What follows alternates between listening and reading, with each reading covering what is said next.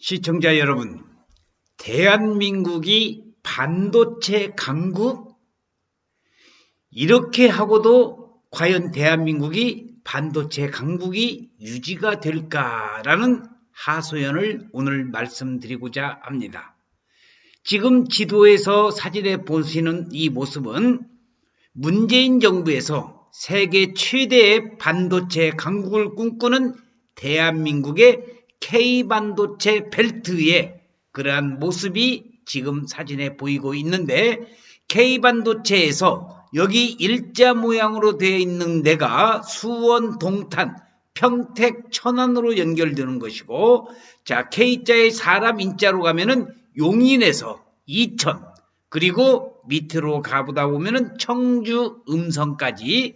그래서 이 주변에 바로 대한민국 최고의 K반도체 벨트를 꿈꾸고, 특히 윤석열 대통령 후보는 안성 지역에다가 반도체 또 강국을 만들겠다고, 반도체 거점 도시죠, 이렇게 만들겠다고 선언까지 했는데, 도대체 대한민국이 반도체 강국? 자, 이 내용에 대해서 오늘 한번 분석해 볼 수 있도록 하겠습니다. 반도체 산업은 기업 간의 경쟁을 넘어서 국가 간 경쟁의 시대로 옮겨갔고, 우리 정부도 반도체 강국을 위해서 기업과 일심동체가 되겠다고 문재인 대통령이 지난해 5월 삼성전자 평택 단지에서 열린 K반도체 전략보고 행사에서 한 이야기가 되겠습니다. 실제로 반도체는 이제 국가 단위의 경쟁 시대입니다. 반도체 자급을 위해서 선진국도 안간힘을 쓰고 있고, 특히 미국은 반도체 국내 생산을 위해서 520억 달러 63조 원을 투입하는 미국 경쟁법을 만들었습니다. 유럽연합은 EU 반도체 칩법을 만들어서 58조 이상을 투입하는 계획도 세웠는데, 자, 현 문재인 대통령이 삼성 반도체 평택이죠, 여기에 내려와서 이야기를 했습니다. 문재인 대통령이 2021년 5월에 삼성전자 평택단지 3라인 건설 현장에서 열린 K반도체 전략보고에서 이렇게 모두 발언을 하고 있는 모습을 보고 있습니다만은, 한국도 움직이긴 했습니다. 대통령이 지원을 약속했고, 여야가 초당적으로 협력해서 반도체 특별법을 만들었습니다. 반도체 특별법 한번 살펴볼까요? 누더기법이 되어버렸습니다. 국회 논의 과정에서 특별하지 않은 특별법, 웃기는 소리 말아라 이겁니다. 반쪽짜리 특별법이 됐는데, 자, 지금 세계 최대의 평택 삼성 반도체 공장이 밤에 저렇게 불을 켜고 산업전사들이 반도체 산업을 위해서 세계 최대의 반도체 강국이 되기 위해서 이렇게 열심히 일을 하고 있는데, 자, 우리 특별법에 의하면 반도체 특별법이죠. 반도체 인재 양성과 52시간제, 주 52시간제 탄력적인 적용을 하고, 세제 지원 등 핵심 조항이 축소되거나 삭제되었다는 겁니다. 첨단 산업의 특성을 고려해서 R&D 부서에 주 52시간제를 유연하게 적용하자는 요구는 반영되지 않았고, 부족한 기술 인력을 확보하려면 수도권 대학의 반도체 관련 학과 정원을 늘려야 한다는 업계의 호소 역시 지방이 소외된다는 이유로 빠졌습니다. 시설 투자에 세금을 최대 50% 깎아주는 내용도 대기업에 뭐로 혜택을 주느냐는 비판에 축소되었습니다. 대기업에 대한 우리 사회의 편견, 수도권과 지방이라는 단순 잣대로 모든 것을 재단하는 구태가 반도체 특별법을 누더기로 만들었다는 겁니다. 이래서도 우리 대한민국이 반도체 강국이 되는 겁니까? 이게 다가 아닙니다. 반도체 공장 하나를 세우려면 구절양장에 꾸불꾸불 험로를 지나야 합니다. 삼성전자가 평택 사업장을 지을 때에 안성에 있는 그 변전소에서 송전선 설치에만 5년이 걸렸다는 것은 잘 알려져 있습니다.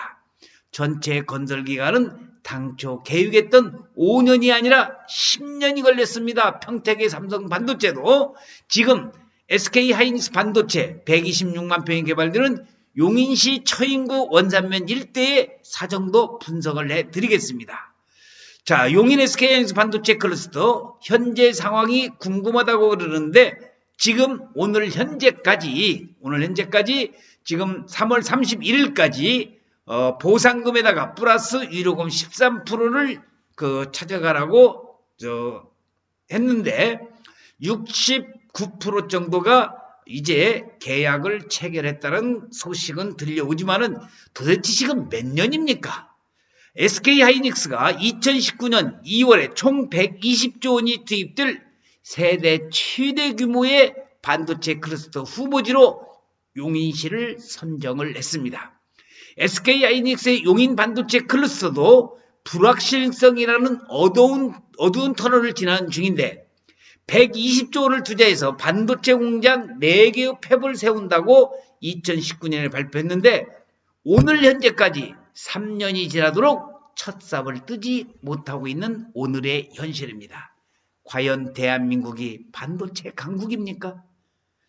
이러한 실정을 정확히 우리 대한민국 국민들이 분석을 해서 이제는 반도체 산업이 총성이 없는 총이 아닌 전쟁이 총이 아닌 반도체가 전쟁이라고 윤석열 후보도 이야기를 하고 있습니다. 자, SK 하이닉스가 지금 수도권 공장 총량제로 A로 인정받고 환경영향평가를 거치는 데만 무려 2년 반이 걸렸습니다. 토지 보상을 둘러싼 주민 반발에 땅 사는 것도 힘들고 아직도 땅을 100% 다 사지는 못했습니다만은 평균 보상가가 용인 클러스터 발표 이전인 2018에서 2019년 공시지가의 내부의 수준인데도 토지 매입은 아직 100% 되지 않고 있습니다. 자, 여기 원삼 토지 주들의 집합인 원삼 주민통합대책위원회에서 퍼포먼스를 하고 있는 이런 사진의 모습을 지금 보고 계시는데, 자, 오늘 현재 3월 말에야 3월 31일까지 가까스로 국공유지를 포함해서 65%를 매입을 했는데 산업입지법에 따라서 나머지 토지를 강제로 수용할 수 있는 50% 선을 넘어서 회사는 상반기 착공을 기대를 하고 있습니다. 하지만 땅 확보 절차가 언제 끝날지, 특히 또 여주보에서 물을 끌어오는 용수 문제는 잘 마무리될지 이것 또한 여전히 불투명합니다. 이러고도 대한민국이 반도체 강국을 꿈꾸고 있는 것입니까? 자, 용인 클러스터 126만 평이 개발되는 용인 클러스터 조성 계획안을 지금 여러분들에게 보여드리고 있는데 4개의 팹과 50여 개의 소부장이 들어가는 거, 그리고 각종 상업시설과 지원시설, 아파트 부지, 이주자 택지 부지, 그리고 지원시설 용지가 이렇게 확보가 돼 있다는 것도 참고적으로 알아두시면서 급기야 SK 하이닉스는 플랜 B를 준비 중이라는 그러한 보도도 있었습니다. 2026년 2월에 첫 공장 준공이 목표했던 용인 반도체 클러스터가 상당 기간 지연될 가능성을 염두에 두고 청주 공장에 15만 평의 부지를 조성해서 신규 팹을 건설하는 안을 검토하고 있다는 겁니다. 청주에는 이미 매입해 놓은 부지가 있고 산업 기반 시설도 갖춰져 있어서 건설의 속도를 낼 수 있다는 것이 SK 하이닉스의 입장이 되겠습니다. 자, 선진국 해외를 한번 돌아봅시다. 미국, 중국의 한국 반도체 공장은 허가에서 가동에 들어가기까지 2년이 걸렸습니다. 지금 우리는 3년이 넘어도 아직 첫 삽을 뜨지 못하고 있습니다. 삼성전자의 미국 텍사스 공장은 1년 11개월, 특히 여기는 삼성과도 관련이 되어 있죠. 중국 공장은 2년 1개월, SK 하이닉스도 중국 공장 설립 계약을 체결 이후 1년 8개월 만에 가동을 시작을 했는데 SK 하이닉스 반도체는 아직 3년이 넘어서기까지 아직까지 첫 삽을 못 뜨고 있는 이런 답답한 현실을 여러분들은 어떻게 생각하면서 대한민국에 과연 반도체 강국이 된다는 겁니까? 삼성이 미국 텍사스주 테일러에 짓기로 한 파운드리 공장도 2년 6개월이면 된다고 했습니다. 삼성 반도체 바이오에 3년간 240조의 투자를 하는데 4만 명 고용 투자 결단이 이재용 부회장 그리고 일자리 창출에 앞장선다는 삼성의 이야기가 되어 있습니다. 그래서 삼성이 미국 텍사스주에 80조를 투자를 하고 지금 160조를 나머지 240조 중에 160조를 과연 어디에 투자를 할 것인가? 과연 안성에다가 삼성 반도체의 새로운 반도체 공장을 만들어야 될 것인지 그래서 안성의 국회의원인 김학용 국회의원은 이번 선거 기간을 통해서 안성에다가 100만 평의 반도체 공장을 반드시 유치하겠다 하고 선거 공약까지는 내놨지만은 공약이고 특별법이고 간에 이렇게 반도체 공장 하나 설립하는데 이렇게 시간이 걸린다고 하면은 과연 대한민국이 반도체 강국이 될 수가 있겠습니까마는 이러고도 과연 대한민국이 반도체 강국이라고 또 반도체에 관련된 해외의 각종 나라와 경쟁력이 유지될까 심히 의심스럽습니다. 국내에서 사업이 막히면 외국으로 눈을 돌릴 수밖에 없습니다.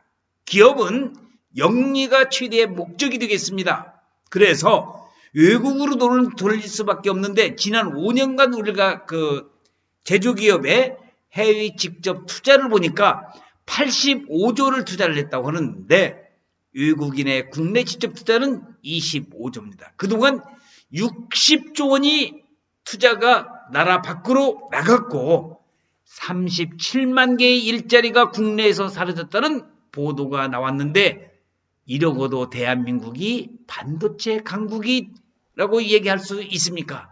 다시 한번 K반도체 벨트 이러한 K자 모양의 반도체 벨트가 하루빨리 이제 구성이 돼서 세계 최대의 반도체 강국이 되기만을 저 역시도 대한민국의 국민의 한 사람으로서 염원을 하고 있습니다.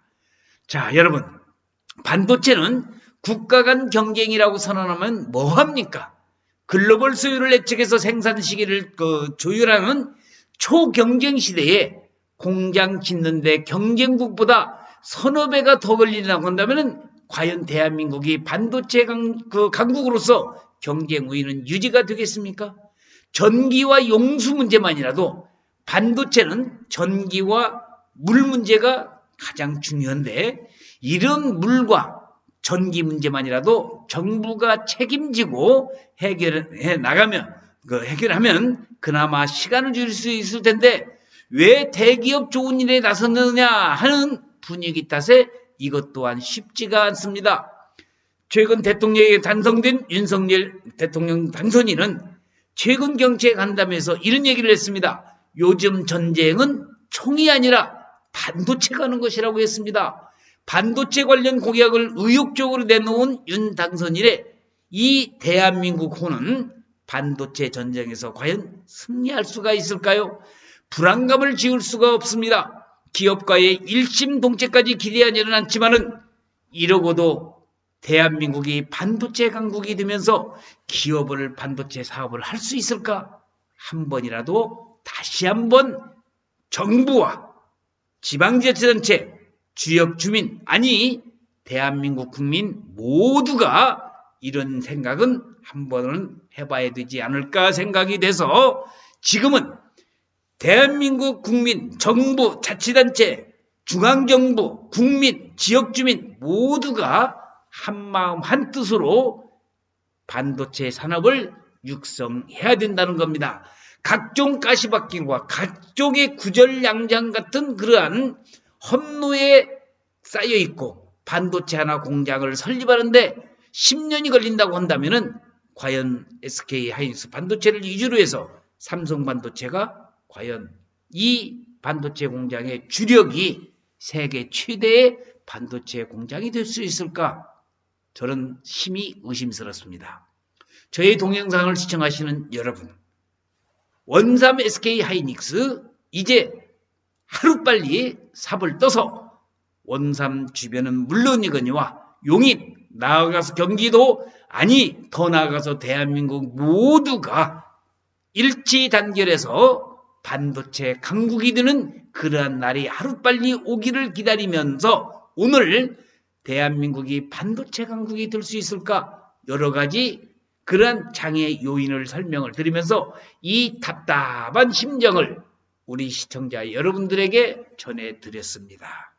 물론 저의 의견이 다 맞는 것은 아니겠지만은 대한민국 국민이라고 한다면 이제 쌀과 중공업으로 발전하는 대한민국이 아닙니다. 반도체만이 우리의 미래의 산업을 이끌어갈 그러한 반도체 산업을 우리 정부 모두가 대한민국 모두가 반도체 강국이 될 수 있도록 일치 단결할 수 있기를 간절히 염원하면서 오늘 동영상 촬영 마치겠습니다. 시청해주신 여러분 대단히 고맙습니다. 감사합니다.